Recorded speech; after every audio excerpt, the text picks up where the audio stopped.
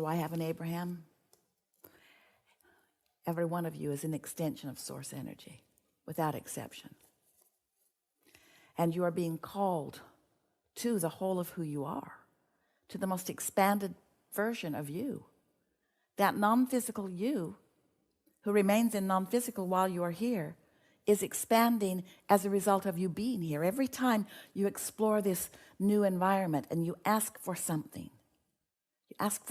that you have not asked for before, there is an expansion that takes place. The question is, are you keeping up with the expansion that you are providing? Because your inner being is, and when you feel positive emotion, you're keeping up with the expansion. When you feel negative emotion, you're not. Abraham, next question. Sometimes I feel like Source already knows what I want. Of course. Because if as you've lived life and known what you don't want and known what you do want, you're sending those rockets of desire. And Source is aware of everything that you're asking for, unequivocally, without exception. You go on. So instead of trying to pick what I want before I know what I want, I may think I want A, but I really want B, and I just don't know it yet. It isn't like that. You're living some life and you prefer this, and you're living some life and you prefer this. Your A's and your B's aren't in competition with each other. You can have it all. Someone said, but Abraham, my new wife and I have a difference of opinion about where we want to live. She wants to live at the beach and I want to live in the mountains. How can that jive? How can we both get what we want? And we say, because beneath her desire to be at the beach and your desire to be at the mountains is something else. What is it? To feel good, to see beauty, to be happy in your life, to experience nature. Isn't there some harmony between you there? If you realize that there is always a why that you want something, and that why is always compatible with what your inner being knows, and you will focus in the direction of what you want and why you want it. When you talk about how you're going to get it and when it's going to come and where it's going to be and when it's going to come and who's going to be there and who's going to bring it, when you ask all those questions to which you don't have known answers, you introduce resistance into your equation and you slow it all down. But if you think about what you want and why you want it, your vibration clears up, the resistance subsides, and you begin moving in the direction of the never-ending unfolding of the wonderful things of your life experience. You're not here to be tested. You're not here to prove anything.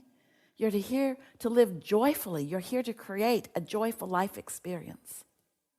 And your inner being is helping you every step of the way. So let's go back to this. Source already knows. Sometimes I feel like Source already knows what I want. Yes. This question gets a little more specific here. Isn't it a better idea to just focus on my vibration instead of doing such things like vision boards? This is a question that comes up often. How specific should I be about what I want? And our answer is, be as specific as you can be while still feeling good. So if you say you want something and then you realize that you don't know how it's going to come or where or when or who, but you're trying to be specific, you're going to get knotted up in that. You're going to feel frustration and uneasiness and maybe even unworthiness, maybe even not capable of doing it. Because in your confusion, in your vibrational confusion, you're not letting evidence in that lets you know that you're on the right track. But if you could be more general, if you could speak, as we were saying, beneath what is beneath that, if you could be more general, I want this because I believe I would feel good in having it. And I like feeling good. And I like evolving, and I like expansion, and I like new experiences. As you're more general, then you're right. You introduce less resistance into the equation. However, sometimes when you don't have resistance, it's a really good idea to be more specific because it's just way more fun. In other words, some subjects you have little resistance about. So you can think in specifics about those and enjoy watching the universe knock itself out to deliver to you specifics that are pleasing.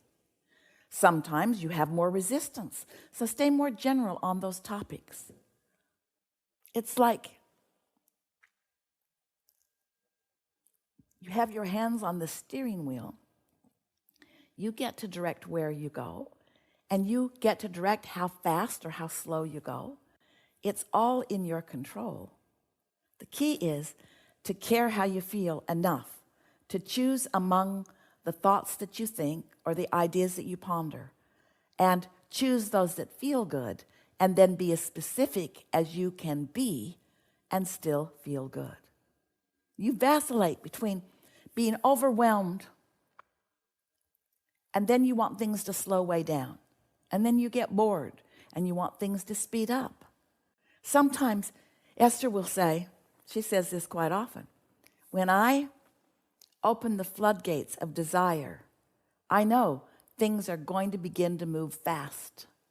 And so I must prepare myself to not get carried away with more things than I can comfortably or joyfully deal with or experience in a day.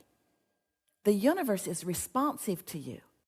And so wouldn't you say even that when things feel like they're moving too fast, that thought or feeling will slow them down? And don't you like that? Things aren't going to run away with you. But you also don't want to be so pessimistic and so unworthy that you don't let anything good happen for yourself either.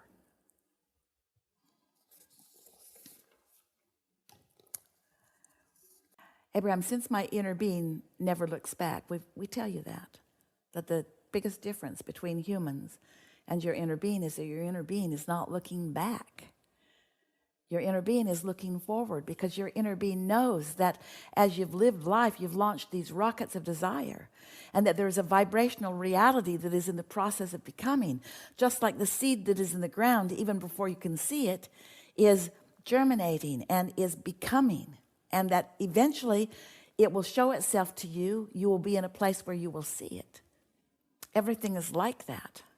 So your inner being can look back. Looking back isn't something that we're saying never, never do. We're saying be a selective sifter. And whether you're looking at the past or the present or the future, look for what you're wanting to see. But the tendency in humans in looking back is a sort of lamenting youth that is lost, or lamenting or being sorry that you didn't do a better job of taking advantage of life when you were younger. In other words, most humans who look back do a disservice to themselves because they find vibrations that are not in sync with what inner being is doing. So why do we tell you that your inner being doesn't look back?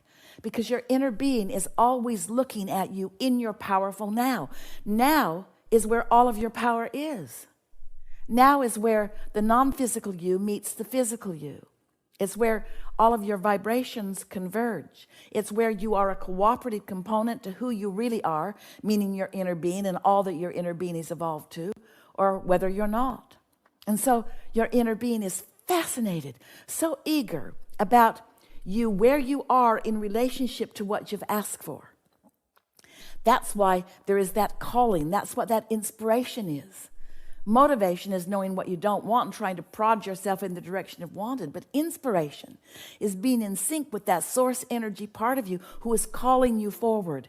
And so your inner being is not looking back. Your inner being is looking forward, standing right here with you, right where you are vibrationally, in your present and powerful now, and looking forward to all of the things that you've asked for, and shining that emphasis, that consciousness, dominating the vibration on your behalf of what you want.